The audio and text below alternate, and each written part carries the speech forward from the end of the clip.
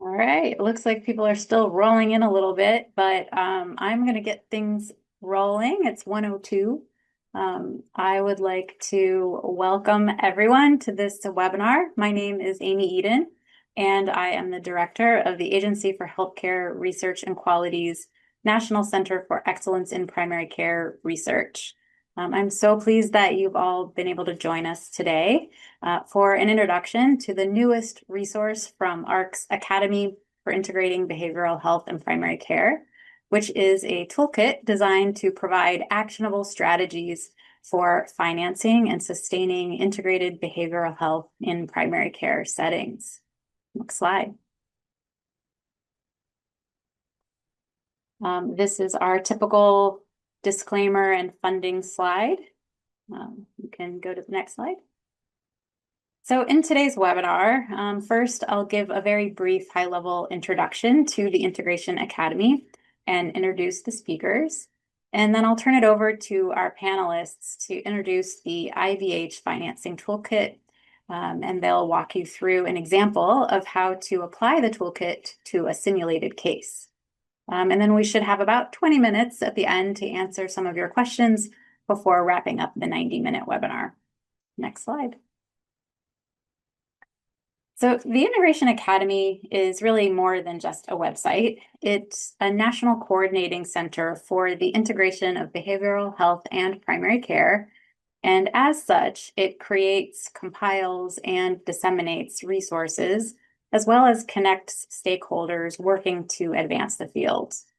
It accomplishes these things in large part through a very robust website that contains a wide array of resources designed to support integration, with a key focus on providing care for patients with mental health conditions and substance use disorders. It's guided by the National Integration Advisory Council, or the NIAC, which is an expert panel made up of clinicians, patients, and leaders with expertise in the areas of not only primary care and behavioral health, but also finance, education, policy, and workforce development. We welcome you to visit the Integration Academy website and dive into its many resources at integrationacademy.ahrq.gov. Next slide. Now it's my pleasure and really honor to introduce today's presenters, who I want to thank for all of their work to develop this amazing toolkit that you're going to hear about. First, Dr. Jodi Polaha is the director of the Institute for Integrated Behavioral Health at East Tennessee State University, and she serves as the principal investigator of the Integration Academy. She will also be serving as the moderator throughout the remainder of the webinar. We also have Dr. Judith Steinberg, who is a former health policy official at the U.S. Department of Health and Human Services. And she is a primary care and infectious disease physician. She's a member of the National Integration Advisory Council and also served as an expert advisor on the development of this financing toolkit. And last but not least, we have Monique Thornton, who is the founder and CEO of Let's Talk Public Health, and she is the author of this Integration Academy's financing toolkit. Monique is going to get us started now with some background on why and how this tool was developed, and give an overview of strategies to successfully fund and sustain IBH in practice. So Monique, I'll hand it to you. Thanks. Thank you, Amy, and welcome to all the attendees. We're super excited, and I'm personally honored to have you attending this on this call today. Before I get into this, I just wanted to kind of bring us back for a moment. When you all registered, you filled out a questionnaire, and we got several questions that were super specific to like specific billing codes. And I just wanted to cover the fact that we will talk about fee-for-service billing codes, but as part of a larger braided strategy. So while we're not going to be going into detail about specific codes in this webinar, we will be going over how to braid in additional funding sources and payment models to finance integrated behavioral health. So I do hope that you still stay along and follow along because there's some great resources and knowledge in this toolkit that we'll be sharing. But I just wanted to say for the folks who had super specific questions about individual billing codes that we're not going to be going into that level of detail on the webinar today. But the goal of today's session, as I just said, will be identifying diverse funding streams available. We'll be going over how to apply different financial modeling tools to generate cost, savings, and revenue estimates. We'll be going over the foundational strategies that cross-cut payer mix, setting, and patient population to ensure long-term operational sustainability. And we'll be talking about how to tailor behavioral health integration financing plan based on your practice or systems, payer mix, setting, and patient population.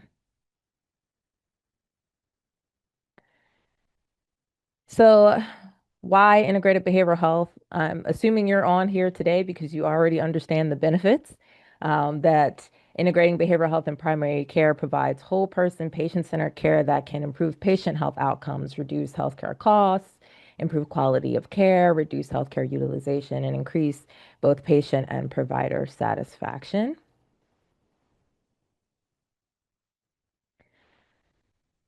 And I also am assuming you are aware of the challenges of financing integrated behavioral health. There's financial complexity in that our payment systems are fragmented and often misaligned, and there can be a lack of support for upfront startup investments in integration. If you're relying solely on fee-for-service payment models, the peer review literature tells us that these are not sufficient to cover the total costs. And then there's also misaligned mental models and how we think about integrated behavioral health. And transitioning to integrated behavioral health requires us to move away from siloed thinking and viewing integration and viewing integration instead as an investment in a practices or a system's value rather than expecting it to be a standalone, self-sustaining profit center. And we'll talk a little bit about that. As Amy said, in response to all of these things, we've worked to develop these new Integration Academy financing toolkit. And so, what I'm going to walk you through in the first part of this webinar is going to be the background of where we came up with these strategies, the findings of our environmental scanning and literature review, and the content that's covered by the toolkit. And then we'll go into an applied scenario where you can see how you can actually walk through. I'll pull up the toolkit, walk through the different sections, and how you can use the information, tools, and resources in the toolkit to help develop a financing strategy for an integrated behavioral health program, whether you're, starting one from scratch, it's new, or even if you're looking to expand or build upon something that you've already implemented. So toolkit development started with literature review and environmental scanning, looking at the peer-reviewed literature, but also looking at the gray literature. What are real-world case studies telling us? There are so many resources that write up, whether it's like briefs, findings reports from CMS innovation grants, looking to see what's really going on out here and how funds are being used by practices. Also doing environmental scanning for tools and resources. So what exists out there that practices and systems are using to help implement a financing strategy and pulling all of that together. Development also involved multi-tiered expert consultation. So, as Amy alluded to, a lot of the work of the Integration Academy is guided by our National Integration Academy Council, or the NIAC. You'll hear me reference them throughout the presentation, but sharing different iterations of this toolkit with the NIAC and getting feedback to make sure that our subject matter experts in clinical operations and healthcare financing have reviewed this, vetted the information, but also to review it for usability and relevance and how it can be of assistance to our users. And it was a very iterative process. There were multiple drafts of all the different sections and trying to get things to be as succinct as possible without trying to skip over things and making sure we covered the kind of need to know pieces of this and that we've covered the strategies and pulled in all the latest and greatest resources that exist. And all of that is culminated into the financing toolkit. So, in the literature review and environmental scanning, I just think it's important for you all to know that we did not make these strategies up. We did not pull them from thin air, that we reviewed the literature, environmental scanning, and really reviewed data from what turned out to be 48 unique organizations across the US. There was a strong concentration of health systems and safety net settings. They had the most publicly available data of the different types of primary care settings. But we looked at these organizations and really pulled from, okay, they're using these funding sources. These are the different strategies that they're implementing at different points to try to paint a picture of what's going on out there. One of the first things that came through as I was sharing the drafts with our NIAC, our experts, um, was the need for a mindset shift.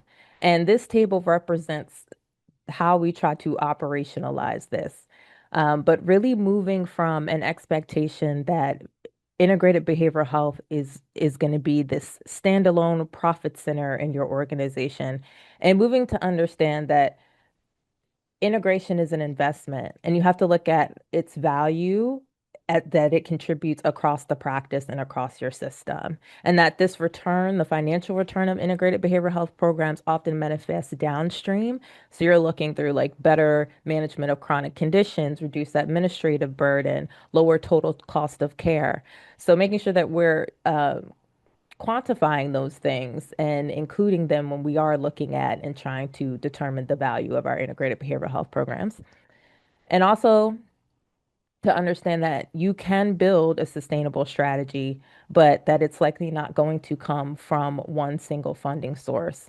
And using an IBH model that maximizes your resources and transitions toward value-based payments that reward patient outcomes rather than just volume is the way to do that. And so we'll be talking through what that looks like and the resources that the toolkit has for that. Now you can see at the bottom of the slide, you'll see this throughout. There's little buttons. Um, I'm sorry that you're not able to push them during the presentation. That would be a cool feature. But they tell you which part of the section of the toolkit that the content that I'm reviewing where it's at. So if there's something that's striking a chord with you, feel free to jot that down. I'll also be pulling up the toolkit later on to really show you a walkthrough of the different sections. But this is where the content that I'm going over right now, this is where you can find it in the toolkit. It's in the very handy Know Before You Go guide. Another piece that came through in speaking with our NIAC was understanding that there are some key cultural shifts that have to happen in a practice and a system for financing to work well. And they span across roles, workforce, and also data. So making sure that everybody on the care team, everybody at the front desk, everybody that's touching this understands what their role is and how it contributes to positive health outcomes. Because as you move into an alternative payment model, it's going to be those health outcomes that generate downstream savings and also alternative payment revenue. Making sure that your workflows, both clinical, including clinical, billing, and administrative, are as synchronized as they can possibly be so that everyone understands, your clinicians know what they need to be putting in the EHR for the billing folks to know what they need to be billing, making sure that all those I's are dotted and those T's are crossed so that you're capturing the financial and clinical value of the services. And then data. Um, you need great data collection to be able to capture the full spectrum of integrated behavioral health value. So both like the immediate clinical outcomes and revenue, but also some of those downstream cost savings. Because you can use those downstream cost savings to help leverage alternative payment models with some of your payers. And just to give you a visualization of what this can look like and what these different funding sources are. From the 48 different organizations that I looked at, the key buckets included the most common, of course, is your arrangements with your payers, and that's going to be traditional fee-for-service payments, or that's going to be alternative payment models that provide value-based payment. But there is also grant funds, which I think most of you are also familiar with because you had some questions about how do we build off of just grants. And this can also include philanthropic gifts, things like donations or endowments that can really help cover startup costs. And then there are also things like graduate medical education funds. So there are primary care practices out there that are partnering with training sites, which like usually teaching hospitals, and they become a training site to access these funds, and those can help subsidize some of like medical psychology resident stipends and faculty supervision. And then there's cross-subsidization. So this is something that doesn't really come up in the literature that I could find, but that our NIAXit is sometimes a huge part is if you do have a service line that is profitable in your organization, that you can pull some of those funds in and use that to help cover some of the costs.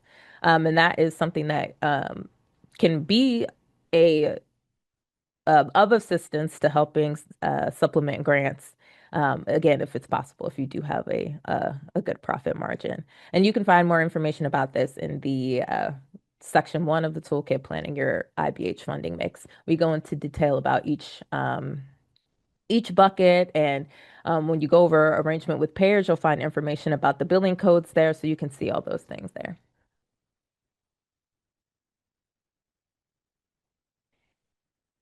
And from this environmental scanning, there was also just like a clear trajectory. If we had to put stages on this, this is what it seemed to be. This is what's happening out in the field. You have your startup where practices are typically relying on grants, gifts, GME funds, some internal cross-subsidization to build things up to start as the spark. These streams are going to help pay for the non-billable startup expenses before you initiate your arrangements with payers and can start getting reimbursement. And then once you kind of move into your payer arrangements, you're generating your baseline. And so this is where you are starting your billing, your reimbursement revenue from your payers is going to be your primary funding stream. Um, and this is where you're trying to hopefully make sure that your program can be sustained once that one-time grant funding expires. And here I saw this coming across more in larger health systems, but large permanent endowments were also kind of a stabilizer. If you can get a large enough endowment and the returns on that endowment each year, you can use to help have a steady stream of income coming into a program. And then you move into stage 3. So this is where your programs mature. Um, and here, cross-subsidization can become a stabilizing force because you're taking payments that you're earning through alternative payment models, you're getting the great health outcomes, and you've set up these alternative payment models, and now you're getting this value-based payment revenue. You can take some of that revenue and reinvest it back into the behavioral health providers on your care team to help sustain their non-billable or unreimbursed clinical work.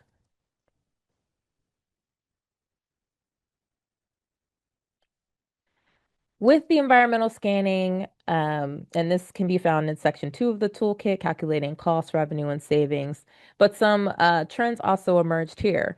Practices and systems had similar cost categorization, value trajectory, and decision support tools. So typically, when looking at the literature that's out there about what things cost what, you have a separation of your one-time startup costs, your ongoing operational costs, and what those can look like. You also have a value trajectory where costs are front loaded during startup, and then the cost offsets that you see, things such as PCP recover time or lower utilization of care, those are realized later after establishing like baseline implementation. And then the last bucket, decision support tools. There are a gamut of free and paid tools out there, and we tried to link to as many things as we could find. But there are workbooks, pro formas, and calculators. We also have developed a pro forma calculator specifically for this that you can find in section 2 of the toolkit, and I'll pull that up when I do the walkthrough later to really help you quantify what return on investment looks like for IBH and how you can incorporate cost offsets and downstream savings into your ROI calculations. But there are other pro forma tools and calculators that exist out there that we also link to. You can even use generative AI to help you do some projections. And so we provide some prompts related to that. And then there's practice facilitation, which also seemed to be a common tool that practices were using. So we also include some of the publicly available cost data and outcomes for practices that use practice facilitation. And then the meat and potatoes of this toolkit are the financing strategies. These are the core four areas that the strategies fall into, four buckets, if you will. For the purposes of the presentation, I'm going to present them in these buckets, but in the toolkit, as you'll see in the walkthrough, they are organized by payer, setting type, and patient population. And we include specific tools and resources that you can use to help actually implement the strategy. So the toolkit really functions at a higher level. We're not going to tell you exactly how to do everything. We're just pulling out those strategies that were common in the environmental scanning and the peer-reviewed literature. And then we include customized tools and resources that exist out there based on the payer or the setting type or the patient population that'll really walk you through the steps and the processes for how to implement those strategies. The four main buckets are revenue and payment diversification, operational and data optimization, market-driven alignment, and then organizational and structural transformation.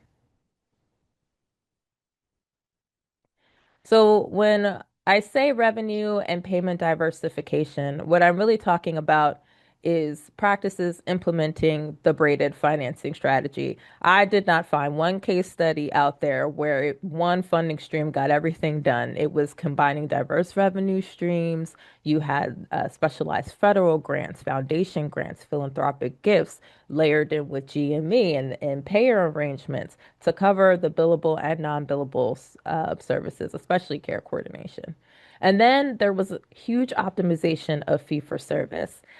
So this this extends far beyond just like which codes are we using, but making sure that you actually build the infrastructure in your organization so that you can code well. So, trainings, conducting shadow billing. So, if you have a grant and you're in the startup phase and you don't have your payer arrangement yet, you can do shadow billing so you can see how much revenue you might make from certain codes during that period. And that's a strategy that some practices were using so that when they were ready to do for fee for service, they had an idea of how much revenue they would be generating. So making sure that you are training your staff, making sure that you have systems set up in place, that the workflows are in place so that you can get as many dollars as you can from fee for service. And then the last piece of it was really transitioning to alternative payment models, those that provide value-based payments, whether it's capitated payments, so maybe per member per month, incentive payments for hitting certain goals, shared savings, whatever that looks like to align financial incentives with outcomes that you're going to be seeing from integration as opposed to just volume. The second bucket of strategies were operational and data optimization. So these strategies were all about leveraging HIT or health information technology as a clinical and financing tool. What did this look like? It looked like conducting readiness assessments. Something else that comes through in the peer-reviewed literature is that practices tend to overestimate how ready they are to do things. And when you overestimate, that clouds and biases your financial projections and planning and can leave you unprepared and under resourced when you actually go to implement.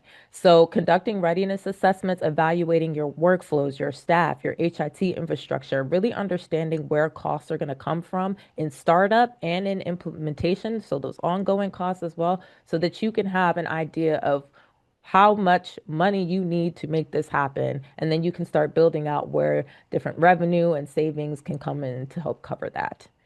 The second bucket or sub bucket, if you will, would be enhancing care coordination. So implementing sophisticated HIT. And what do I mean when I say sophisticated? Registries, EHR prompts, making sure that if you need a certain piece of information put into the EHR so that you can bill. Like if it's a, this is the point where we add the prompt tab. Make sure you got patient consent so you can bill for this. Making sure that you have built all of those things in so that it's seamless and so that you can have the best care coordination possible. Also working with or establishing care management organizations and teams to manage high utilizing patients. All of this to help maximize that alternative payment model revenue. If we can get the best outcomes possible by doing our best to coordinate care, then we can generate more revenue. And then the last group of strategies were about analyzing performance and demonstrating value. So taking that data and actually using the data.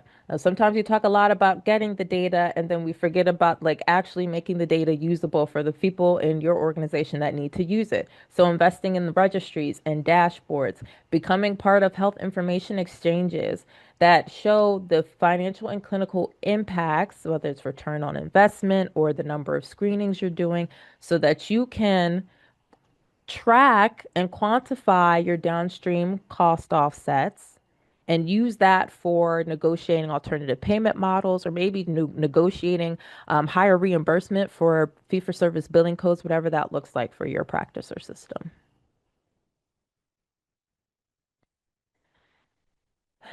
And then market-driven alignment. So when thinking about market-driven alignment and what this can look like, this is working with the other external organizations and providers and employers in your market to access or increase revenue. So what does this look like? You have a lot of practices out here forging strategic partnerships. They're looking and they're saying, okay, um, if I'm treating patients with high acuity substance use disorder, I'm going to partner with the entities such as federally qualified health centers, rural health clinics, certified community behavioral health clinics, community mental health centers, whatever those look like that get enhanced reimbursement to provide services. They're already getting higher reimbursement for doing this work. So let's partner and see what things they can do and what we can do to make this a financially stable and sustainable program. Second part of that is leveraging networks. So for the smaller independent practices who may not have as much negotiating power when it comes to private payers, they're forming and joining clinically integrated networks or independent private practice associations so that they can all come together and say, we cover this percentage of your market, and these are the billing codes we need to be covered, and this is what we need to be reimbursed for. And then negotiating direct contracts. So then you have some settings you say, well, you know what, we're just not going to work with payers at all. Or they negotiate contracts directly with employers or individuals if you're doing a direct primary care model and bypass third party insurance altogether and instead build into their annual fees or monthly membership fees or whatever that looks like. They build in integrated behavioral health into the cost of their membership.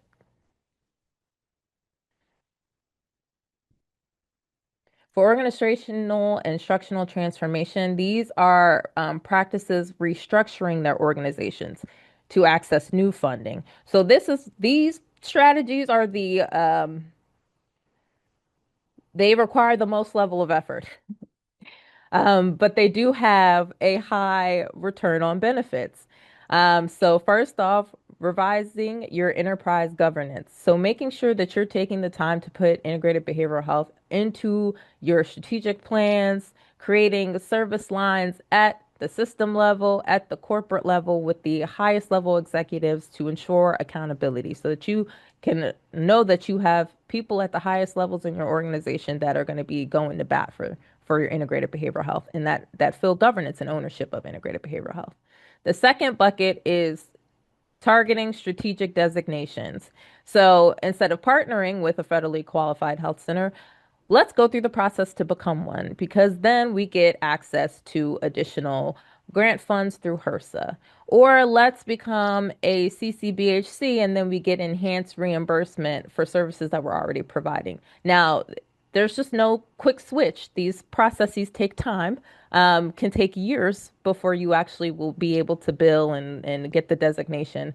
But these are commonly used strategies, especially in larger health systems, um, and larger independent practices to enhance revenue because they're getting reimbursement rates that are unavailable to like standard practices.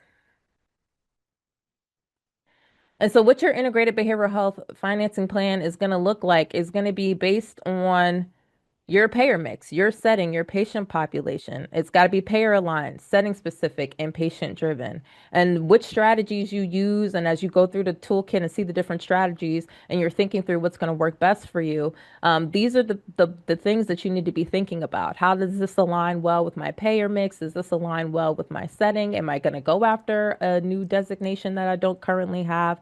Is this in alignment with my patient population and the needs of my patients? So now I'm going to take you through a applied scenario. I'm going to pull up the toolkit. So this is the beautiful toolkit on the Academy website, which Amy was talking about earlier. It can be accessed under our products and it's listed under Playbooks Financing Toolkit for Integration. This is the landing page. As you can see, there are the sections that match the buttons that you saw on the slides. The Know Before You Go guide, which really goes into the shared mindset, the cultural shifts that need to happen before you even get started, the planning your funding mix. So we have this nice side nav. You can see each subsection. So you can see each funding source here, and we go into more detail. So as I said earlier, if you looked at arrangement with payers, you can look at fee for service and go through the different billing codes, and we have them listed with resources about how to use them, work with different payers, that sort of thing. Um, and you can see you can expand each subsection and each section and see the subsections underneath. So for the oh, and I said I was going to pull up the calculator. I put a note to make sure I did not forget. And then for our calculator, which Jodi will be talking about a little bit more in detail later on as well. That can be found under calculating costs and savings, financial calculations, and pro forma calculators. So there's a nice little button here to download ours. It's an Excel file that you can easily customize based, if there's certain things you want to add they don't see in there, you can customize it and really use it as a tool within your practice or system. And then we have links to additional pro formas and calculators that are out there. Okay, so for the purposes of our applied scenario, I'm going to bring us back to the slides for a second. I'm going to set the scene. This is North County Family Health. This is a fictional practice. All of this is fictional. The numbers are simulated using generative AI. This is not a real place. Let's just preference that. This is just an educational and illustrative example. But we have North County Family Health. This is going to be a medium-sized rural health clinic in Ohio. They're in a designated health professional shortage area and medically underserved area, 35 miles away from any inpatient units or level 1 trauma centers, so somewhat isolated. Patient panel of 3,600 patients. Um, Decent staffing, good care team. They contract out their billing, their EHR services, and janitorial services. Um, Most of the patients are Medicaid patients. They do have some Medicare, some private. And the goal going into this, our practice manager is who I'm going to be playing the practice manager, is seeing some unserved behavioral health needs, wants to address the local opioid crisis, high suicide rates within his community. And he's like, I think we just need to hire somebody to come in here. We just need a behavioral health consultant to help us provide care to our patients. Bringing us back to the toolkit. So, our practice manager, he's been in conversation with a local behavioral health provider. He saw that there was a need. They've had discussions about launching an integrated behavioral health program, and they've even talked about a little bit about maybe doing collaborative care model. This is the first time our practice manager has heard of this, so he might go to our playbook, which is located here, and he might go back to the playbook and he starts reading up. What's collaborative care? What does this model look like? What do I need? So he's talking with this behavioral health professional in his community. They've discussed collaborative care model and potentially using telehealth to help reach the rural patient base, but that the practice needs, but our practice manager is worried and wants to just understand what the policy is around telehealth to make sure it's something he's able to use and he'll be able to bill and get and reimburse for these services given that they're a rural health clinic. So he finds his way to our financing toolkit. And he's like, okay, I need to figure out a couple things. One, I want to understand what the policy environment is like for doing integrated behavioral health and rural health clinics. Before I even get into any of the nitty gritty and start looking at numbers, I just want to make sure that what I'm thinking is feasible. So he'd come over here, he'd say, oh, no, I'm not ready to plan my funding mix. I'm not trying to get into the specific numbers yet. But I am interested in financing for rural health clinics. So let me go to financing by setting. He'd come down here and he'd say, ooh, there's safety net clinics. I think, yep, that's us. Expands this. He comes down and he starts reading. He starts reading about rural health clinics. He's like, okay, I'm in the right spot. They're mentioning us here. Let me look at these key considerations. And it's going to lay out. This is very high level. If we couldn't get into too much detail, this thing would have been 5 times as long as it is now. But it gives you the highest level key considerations, what's going on in the policy world that you need to consider if you are a rural health clinic, and then provides links out to the more detailed nitty-gritty information. So you can go look up the sliding fee scale. You can go look up about setting up alternative payment models with Medicare. You can go and find where the more detailed information is about these things. But it gives you a nice overview of like, okay, this is what's out here in the policy world related to integration in this setting. And he says, okay, you know what? Yeah, I think we're good. I think we could do a telehealth model. It says right here, we can still bill for this. We don't have the requirement to conduct in-person visits. So he's like, okay, I think this is feasible. Next thing he may say, okay, well, since I'm here, let me just check out the strategies. Let me see what else is what I could potentially do. So he'll come into the strategies and he'll say, okay, I could supplement my current revenue, create an alternative payment model. I could braid that model with other grant funds, partner with a community mental health center or a certified community behavioral health clinic in the community. Okay. Those are some of the strategies used by rural health centers. He might click through some of these resources and start reading up more. Like, okay, how do I do this? What would this look like in real life? From this information, he learns a couple of things. One, he learns that he can enhance the reimbursement by negotiating alternative payment models with his state Medicaid agency. Since most of his patients are Medicaid, he says, okay, this is an option for us. And by law, they're required to either match or exceed what you would have gotten for fee for service in your alternative payment model. He's like, okay, yeah, all right, this might look good for me. And Medicare pays additional payments for care management on top of the standard AIR payments that rural health clinics receive. He's like, oh, this is looking good. Okay. Then he's talking to the local behavioral health provider while he's going through all of this. This is months. We know these things take time. They're going back and forth. They're looking at things. They're sending each other things. He's like, well, it looks like the in-person visit for telehealth, that's been waived until December 31st, 2027. This looks good.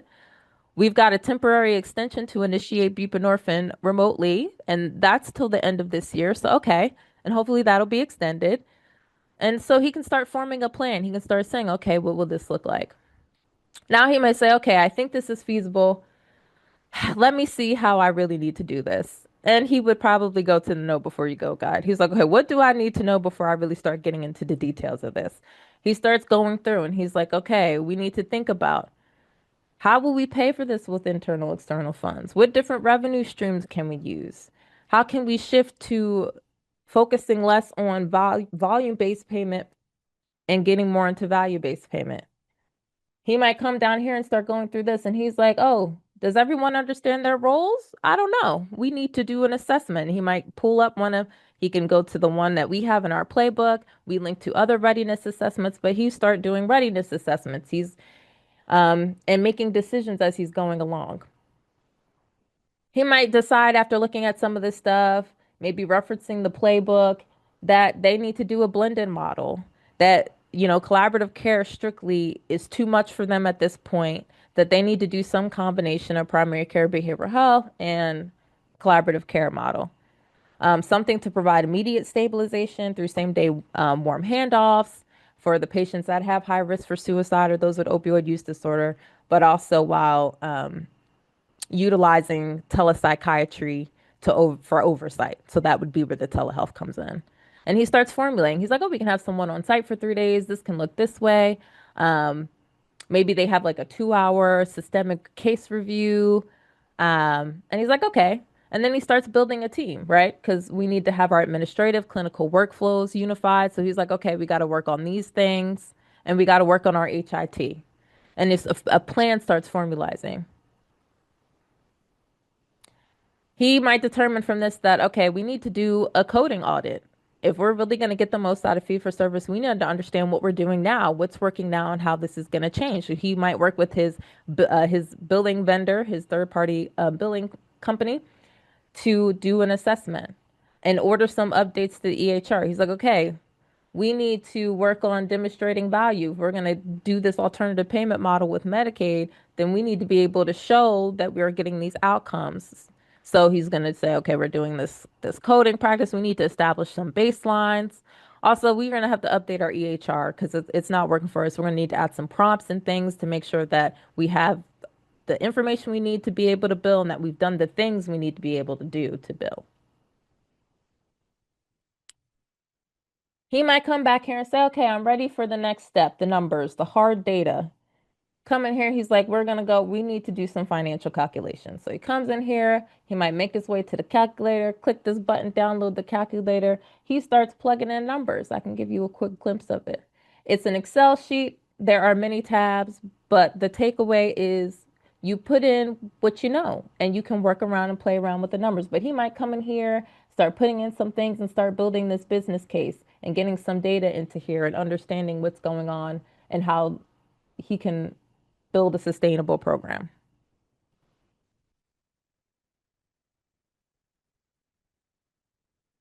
And then to take you through some of the findings of all this, all of this planning and plotting, just to give you some numbers to work with. Again, I preface this by saying that these numbers are simulations from AI. Of course, I reviewed the logic and it seemed sound, but these are not real numbers. But just to give you a timeline of what this could look like, say they start in June, we're in June now, going over the toolkit, understanding policy. By July, doing some outreach. Maybe he's decided we need to bring in, how can I bring in some GME funds to cover this? Let's partner with a local medical school and see if they have staff that they can provide to help be a part of the care team. He does run some numbers and he might determine, like, okay, based on the projections in the calculator, I see that we're going to be about 45K in the deficit. We have to do some renovations. We have nowhere for the behavioral health clinicians to be, for the care team to work together. We might need to do a little renovation. All of that stuff is going to cost. So he's like, okay, I need to find some source of funding for this 45K deficit that this calculator is telling me I've got, and goes out and finds a grant, can cover that. There's some internal prep that has to happen, right? Because we really don't even have any money yet. We're just coming up with the plan. We're mapping things out. We can work on some current staff time to say, okay, like what fields might we need to add? What things might we need to change? We're going to transform this closet into an office for this, an extra exam room, whatever that looks like. So we can start making the plans for that. And then once you get the grant funds in September, then he can be like, okay, we have money now. We can actually have these things happen because we can pay for them.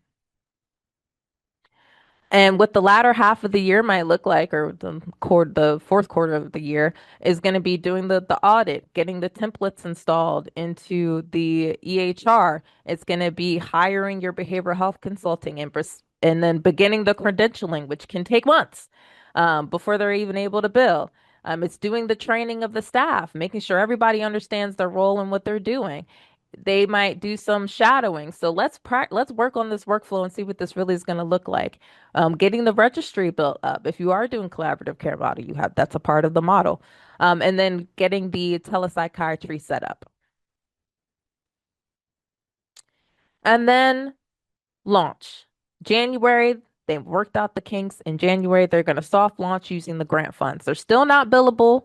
The behavioral health consultant is not credentialed yet. They're still waiting on that, but they do have grant funds. So they start providing services and they're testing out, working out the kinks. They might do some shadow billing during this period just to get a sense of, okay, if we were using the codes, this is how the revenue would break down. They start doing outreach. They're looking to implement this within a portion of the patient population, Medicaid, maybe the highest utilizing patients, those who have either been screened or showed need, right? Whatever that looks like. And then, bam, by March, their behavioral health consultant is credentialed. Now they're actually able to start bringing in the fee for service revenue. Um, Now, we talked about data and data being important. It also came to my attention that many practices and systems they might not have the staff on hand to actually use and implement that data. And so this is where a partnership with like a local university could come in handy because there are tons of students there learning data science and data management that might be looking for an internship and would love to look at your data in real world numbers. So he's like, okay, we don't have that expertise in-house, but let's set up some sort of internship program with the local university, and that will help cover that part of our needs. And then kicking off a partnership with the local medical school so that you can start getting some of those GME funds coming in. So we went from June of this year to July of last year, and they're really just starting to get their legs. This is what this could come out to number wise. You've got the salaries, the conversion of the closet. So you have some sort of office for this person to be in, your behavioral health consultant who's going to be on site working with your psychiatric consultant who is via telehealth. You're going to need your technical equipment, the EHR updates. You had to pay for that billing audit because that was they charge your billing vendor charge you extra to do that deep dive.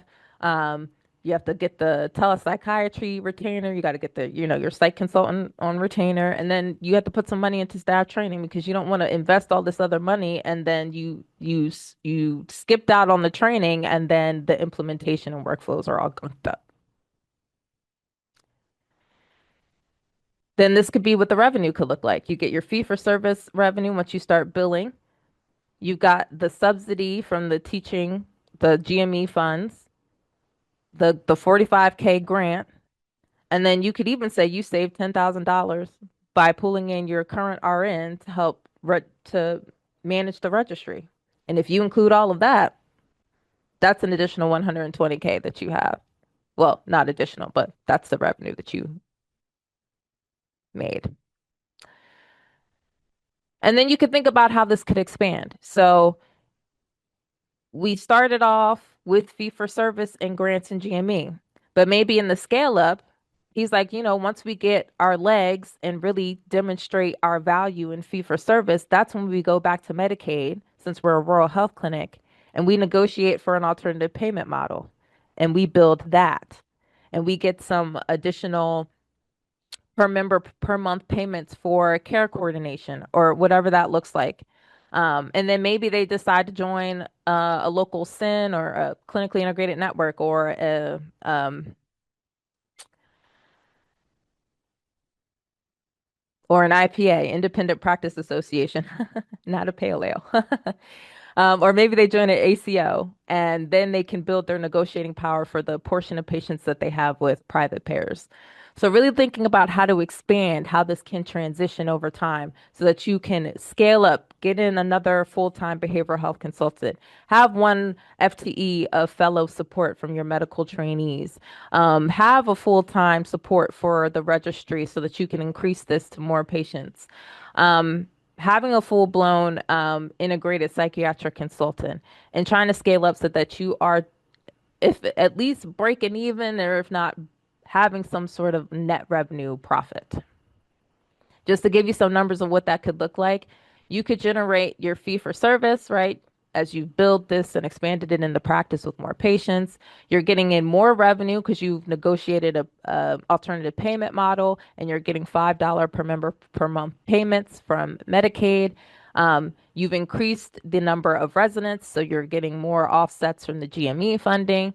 And then you've recaptured some PCB time. You've gotten so efficient. Your staff are so well trained that you've gotten back a couple of appointment slots that you can then fill with physical health related issues, which we know when you reimburse for those, get a higher reimbursement rate.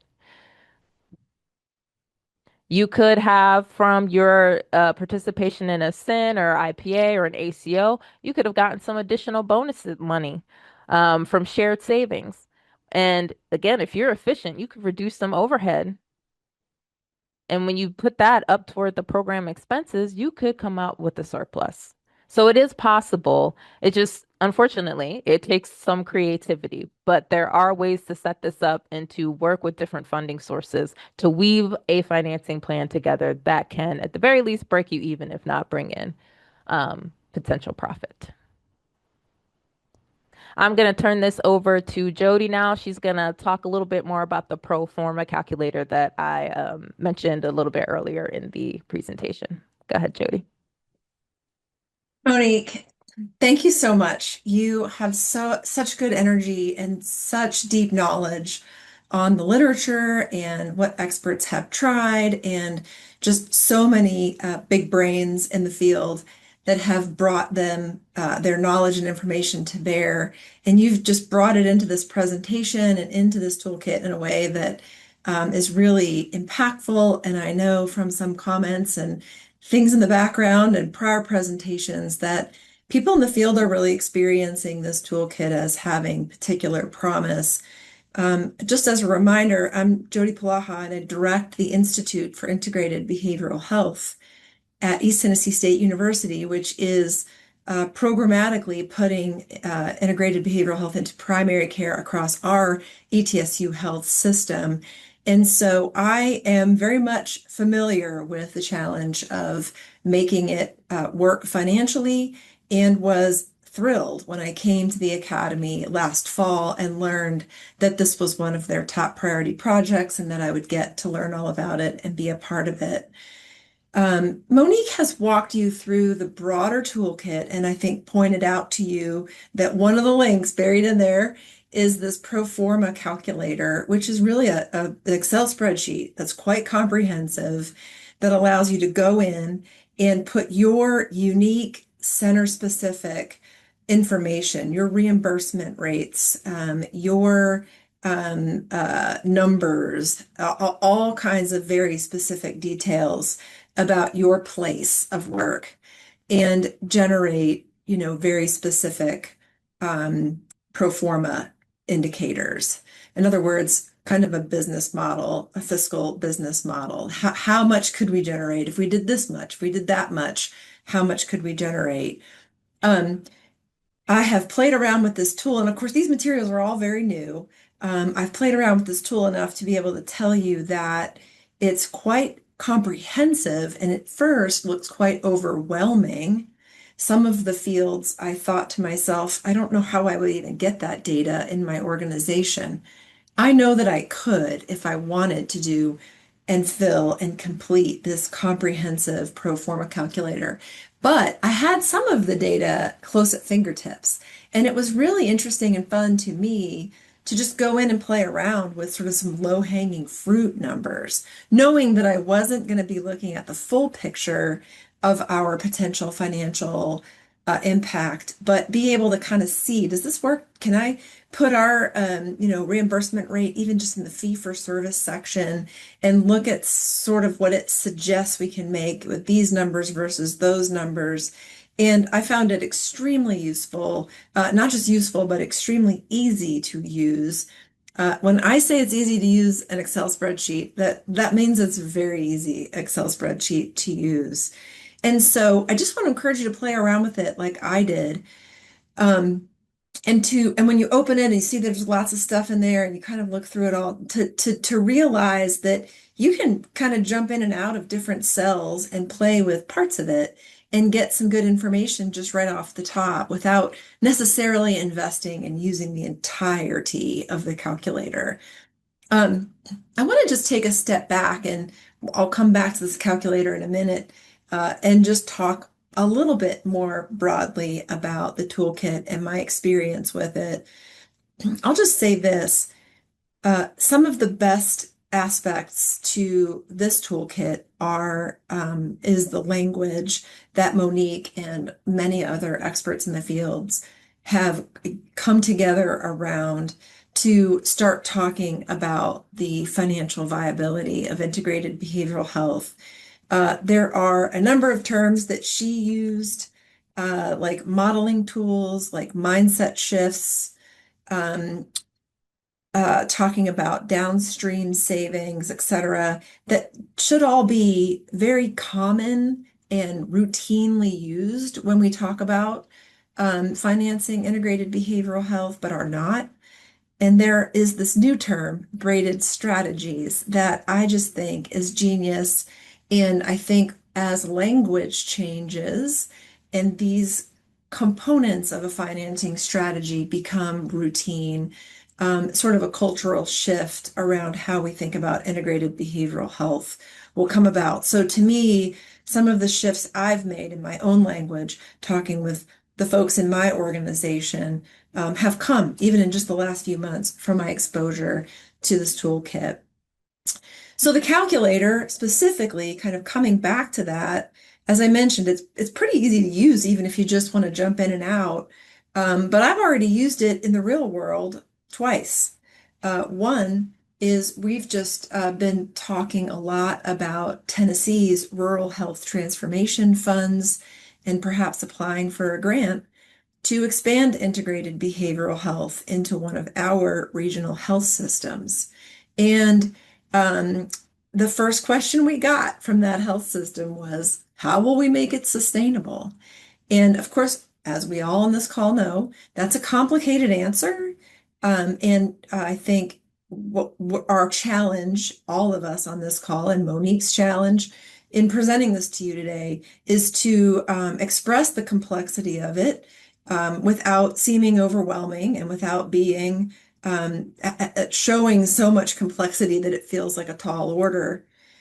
What I loved was being able to simply send the link to the toolkit and say, we've been doing this for a long time. We're going to help you evaluate sustainability very closely. It's going to take a mixture or a braided strategy. One of the best things in the world is that we now have this great toolkit that will help us take a comprehensive approach to getting this thing off the ground in a fiscally responsible manner. And then we can use this calculator as a way of assessing our effectiveness and impact from a financial perspective going forward. And of course, the organization actually asked me to do a pro forma right up front, and I haven't done that quite yet, as we're still preparing to write the grant, but now I can. And that can be done in an honest and upfront and forthright manner. The other place I've used it is in my own organization. Our CEO just the other day asked me about how we report in on our financial output. And I gave him some of the strategies we've used in the past. And then I said, but now we have this amazing pro forma calculator. I've just become familiar with it in the last few months. This is something I would love to use in a standardized manner in our organization as I report back to you annually on how our clinics are performing in the organization. So kind of a quality improvement tool that I intend to use in our organization going forward. So those are just some points I wanted to make about the toolkit, the calculator specifically, so that you could kind of hear from a boots on the ground person, like, well, how am I thinking about this? I'm going to pass this off now to Dr. Judith Steinberg, and then we'll be back with Q&A. Okay. Well, thank you, Jodi. I'm Judith Steinberg. I served previously in previous administrations in HHS, first as the Chief Medical Officer of the Community Health Center program, and then as a Senior Advisor to the Assistant Secretary for Health. leading an initiative to strengthen primary health care that was HHS-wide. And I really want to take a moment to spotlight some advancements in payment for advanced primary care, more comprehensive primary care, that includes integration of behavioral health and primary care. So there has been some movement on it, in this case from Medicare. So what I'm talking about is the advanced primary care management codes with add-on behavioral health integration codes. Monique mentioned these in her rural health clinic case scenario. And I just think it's important to spotlight these because given their payment rates, the use of these codes have the potential to significantly increase income for primary care practices when they provide these services for Medicare beneficiaries. Now, I know there's a payer mix in practices, and this is just for Medicare beneficiaries, but Medicare often serves as a model for other insurers. So let's take a look at this in more detail. First, Advanced Primary Care Management, or APCM. These codes pay a per patient per month fee, a monthly fee for advanced primary care management services. And the services include 24/7 access and continuity of care, comprehensive care management, use of comprehensive care plans, management of care transitions, as well as enhanced communications and population health activities. Now, these are categories of services. CMS provides detail about the services under each of these categories. Now, patients are required to give verbal or written consent, and they do pay a copay, 20% of that monthly bill. There is no requirement for time-based documentation of these services, and practices do not need to provide all the services each month.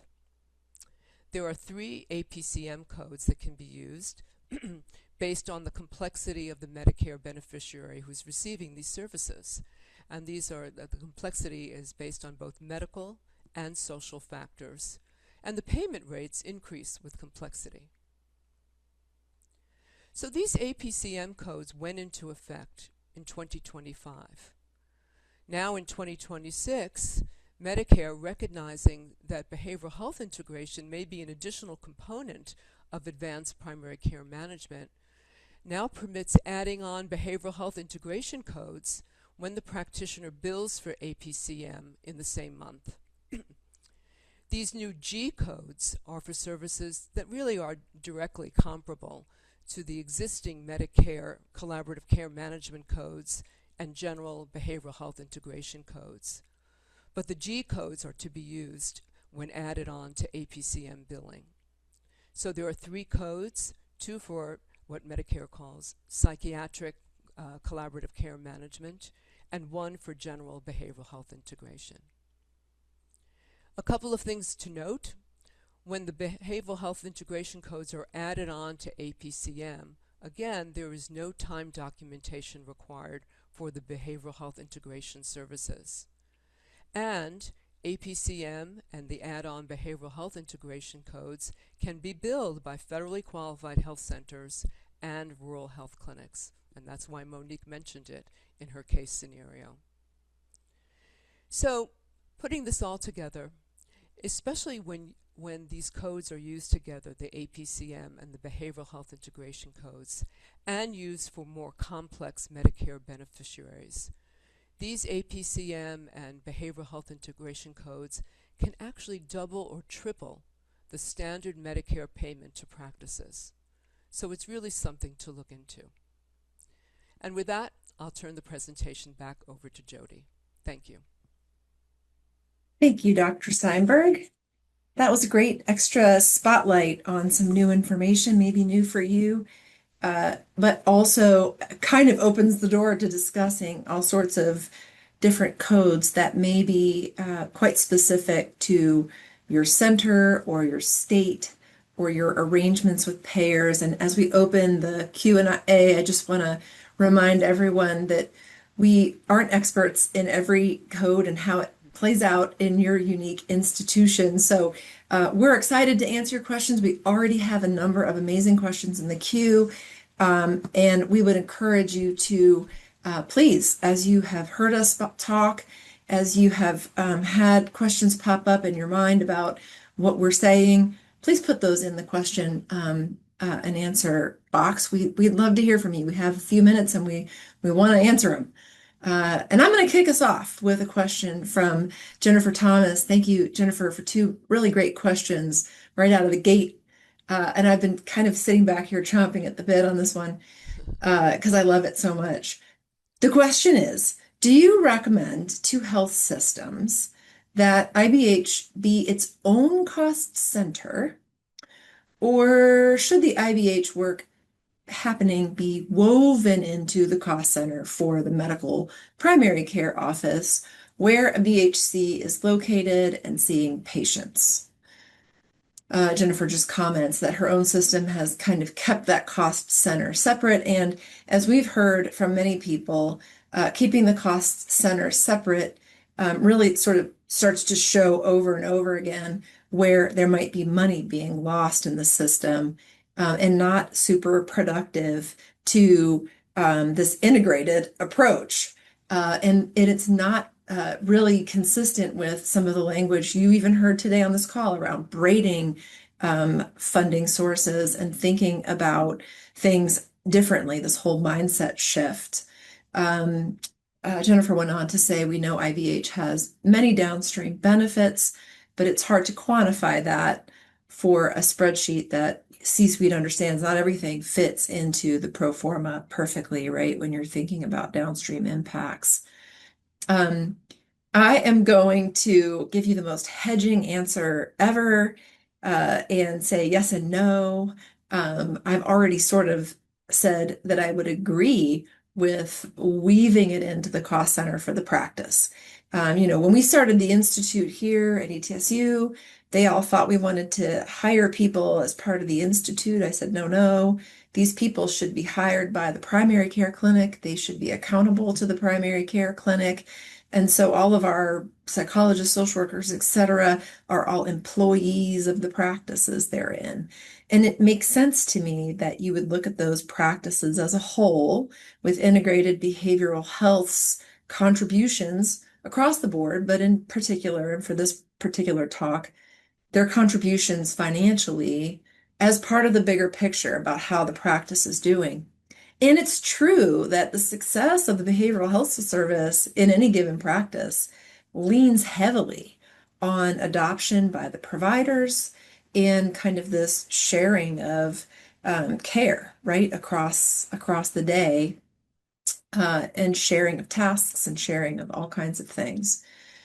And there are so many indirect ways in which the practice reaps benefits financially that are maybe not discoverable in an easy way, that are part of what the financial picture for the practice looks like. And if you look at it all as one, you're sort of including that. For example, time savings. If the behavioral health service is saving physicians time and they're seeing more patients, that benefit of behavioral health is going to look better in that larger financial picture. Separating it out and looking at the behavioral health service separately doesn't necessarily show that benefit. Now, I think the counter argument is that physicians are held accountable to contributing and productivity and doing what they can. And I wouldn't want folks to think that the behavioral health service doesn't also value showing itself as accountable and doing everything it can to contribute to the organization fiscally. And that's something I talk about with our folks all the time. And so, if you don't pull those data out, then you don't really have a scale by which to kind of routinely monitor, is the behavioral health service performing as well as it can? Is it improving based on quality improvement opportunities and changes? are we doing everything we can to contribute to the financial health of the organization? And so I think it's a yes and sort of response from me. But it really setting that separate cost center out there really does require that mindset shift and that culture shift and that relationship building with your C-suite folks around there's more to this than the money. We want you to see our financial numbers because we want to be accountable to you for doing our very best. But we always want you to understand that those numbers are in the context of the practice's larger success. That was a long answer because I answered it both ways.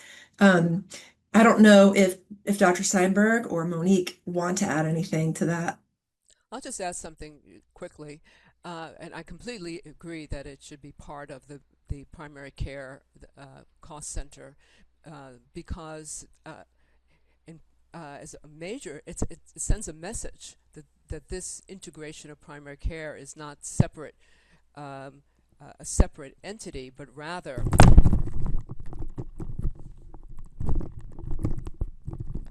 sorry about that. I have cat problems. But rather part and parcel of the way we deliver comprehensive primary care. The second thing is, and the second part of the first question is about the downstream benefits. Well, if as practices are engaged more in pay for performance and alternative payment models, those incentives for downstream benefits of reducing hospitalizations and emergency department visits come right front and center. So again, that's a reason to fully integrate behavioral health and primary care operationally and financially. Thank you. It's a great one. We could have probably a whole workshop on just that. Another great question we had today related to sort of the cost associated with doing all this math. And so this question comes from Anu Partap, and they ask, there's a cost of staff and leadership time to plan and implement the model. Is this reflected in the update, or can we talk about how much time or FTE to dedicate to the cost of implementation? I think that's just a really fantastic question. I know that Monique talked about the startup costs and sort of thinking through what all does your behavioral health team need, capital-wise as well as operationally. That's the time to sort of be aware of the extent to which behavioral health providers are going to serve as leaders in sort of the financial side and broader implementation of the model, and how much time is that going to take? I want to comment really quick, and then Dr. Steinberg, I'm going to turn this over to you, but one of the things I love about this toolkit is that if it's a behavioral health provider that needs to lead the charge on making this work financially, the language and level and sort of financial know-how is at the level that a behavioral health provider can get into that toolkit and sort of start speaking accountant speak a little bit, and or being counter, speech to be able to kind of communicate with the C-suite folks. And then likewise, I think it's something that's accessible to a practice manager or even a physician champion that might be the one sort of leading the charge on making this happen. I think oftentimes there's sort of a little champion in several people, could be a behavioral health person, an office manager, and a physician, who are all sort of trying to figure out how are we going to make this work. And the toolkit sort of works for all those languages together. But back to Anu's question, people are spending time on it.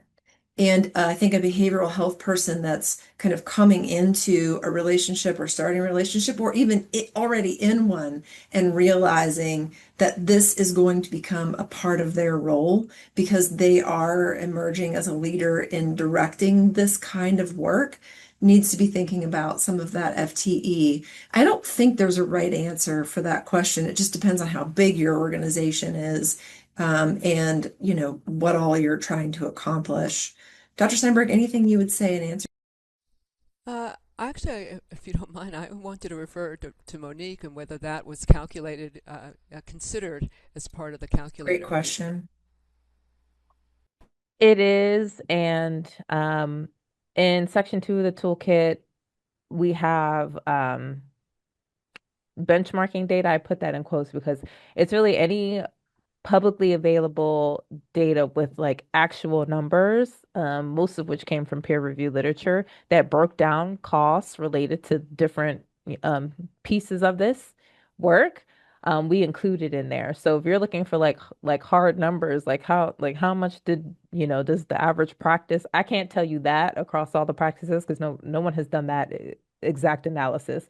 But there are some studies where they break out, like, in the planning phase, we spent, it cost us much money, or we worked with a practice facilitator and leadership had this many meetings. Like they do go into that detail. So for all those studies that I could find, I pulled that information out and put it into the toolkit in section 2, and you'll see it under the benchmarking data, just so you don't have to, if you're trying to do projections or estimate this, so you don't have to like make up numbers and pull them from thin air.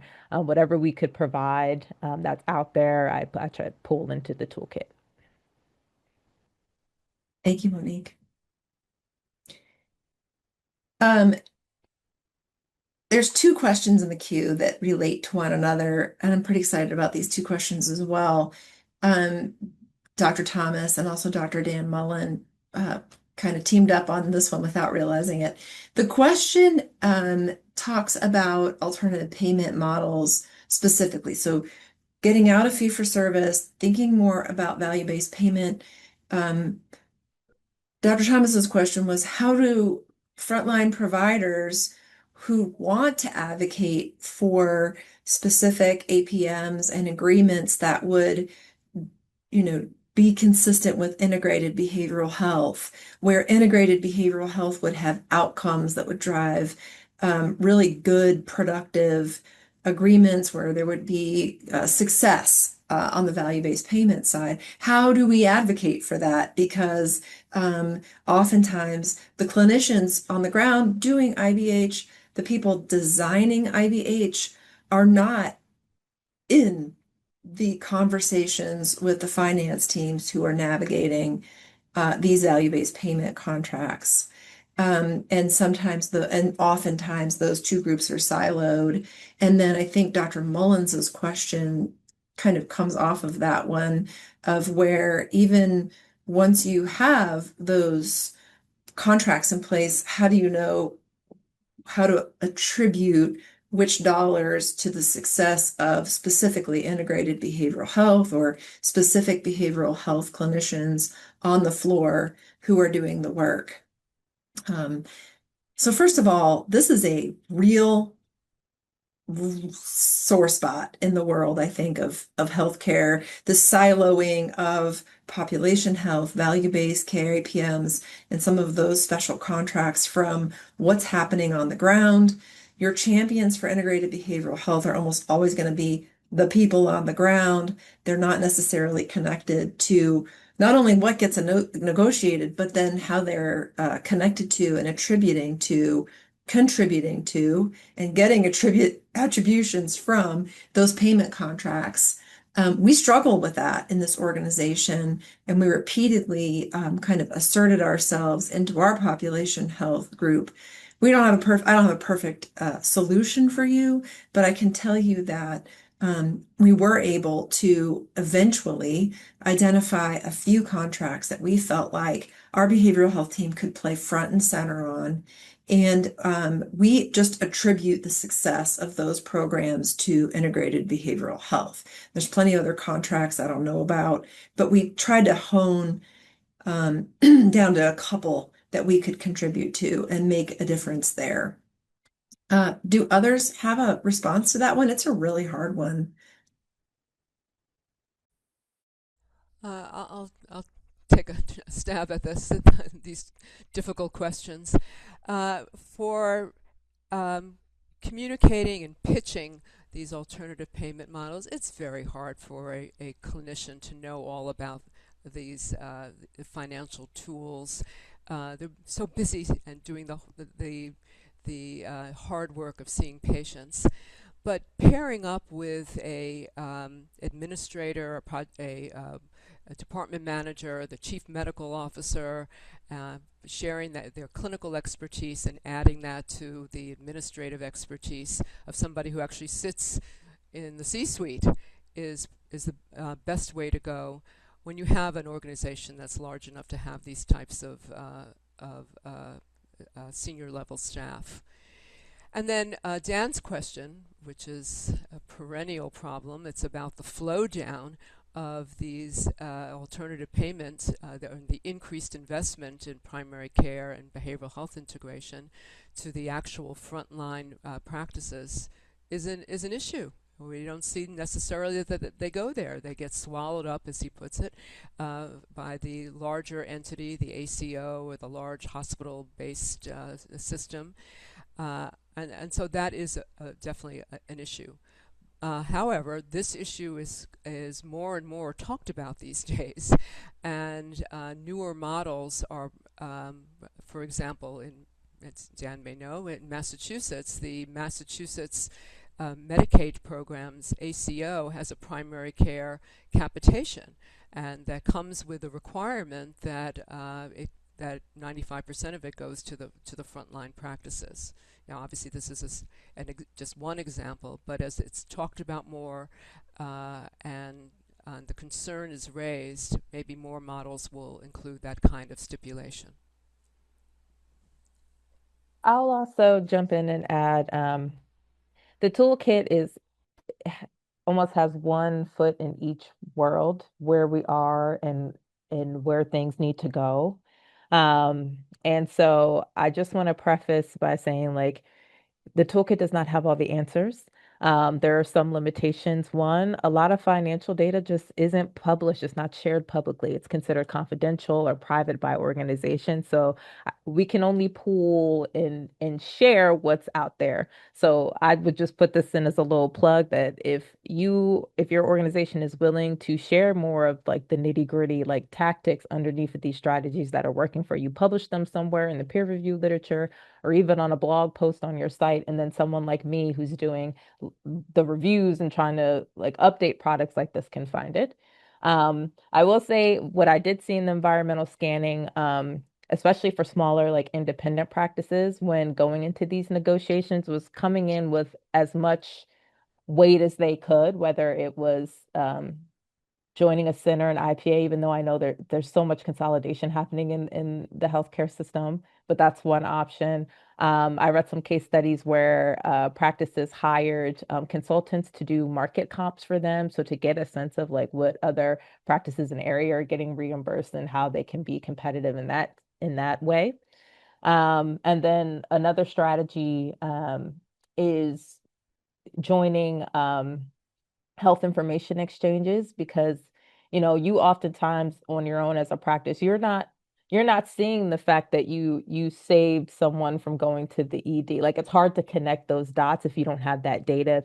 So if you can join your local health information exchange and start to paint that picture, like you have to pitch the value to them. You have to say like we're saving you money, so we need to see some of that saving. So as much data as you can bring in and have ammunition backing you, that seems to be what kind of helps to move the needle.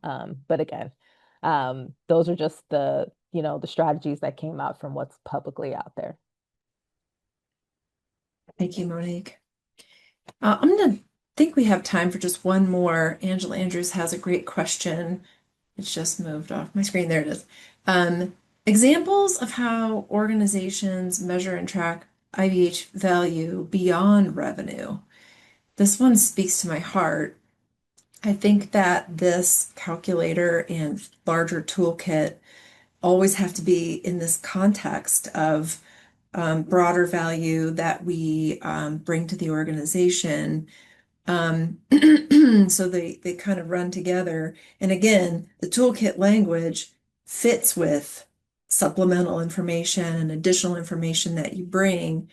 Um, uh, our organization uses a data visualization tool for all of our clinicians that allows them to see not only are they engaged in a highly productive clinic where they're seeing lots of patients every day, but also the ratio of warm handoffs to scheduled visits as a measure of accessibility.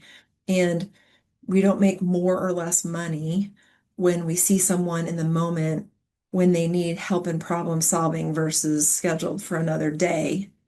But we know the organization values that availability of behavioral health services, not only so that people can get help when they need it, but also as a way of helping our physicians on the ground with complex problems and time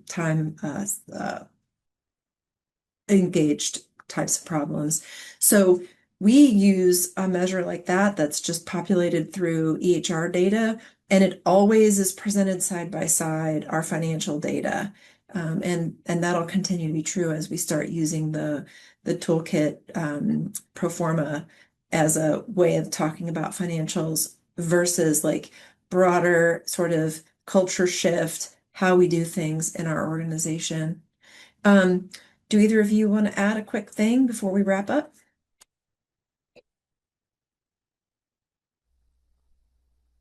I'll start quickly. This is basically, I had mentioned this for a previous question, is that if a practice is engaged with pay for performance or other alternative payment models, they will have a set of quality measures that usually include these other types of measures for diabetes management. Often includes depression management, etc., that practices are incentivized to perform well on. So those should be part of the data that's presented to show the benefit of behavioral health integration. And in the Know Before You Go guide, under the section about data, we link to, so like the most common, I think, is Hades, the Hades measures out by in NCQA. But we link to a couple different measures and some tools for different data fields that you can add to the EHR with clear definitions of like, this is what you're measuring and this is what this is. So there are some like nitty gritty technical resources in there if that's the level of support that you're looking for. And with that, I just want to offer encouraging words to everyone on this call. Keep fighting the fight, my friends. This is hard stuff, and the more tools, the better. If I could get the next slide, that would be great. We just want to close out by resharing resources with you all. And we have a couple of slides here at the end. I don't see them, but they're there somewhere. Or just as a reminder that you can, here we are, find the financing toolkit and or the full playbook that includes all the different tools from the Academy at either of these QR codes or at integrationacademy.ahrq.gov. And then the next slide. If you loved what you heard and you want to connect with us, you can email us at academyportal@westhat.com, or you can sign up to get newsletters from the Academy using this QR code or by just reaching out to us at the integrationacademy.ahrq.gov/academy-newsletter. Thank you all so much for being here. I loved the call and the questions, and I appreciate you all.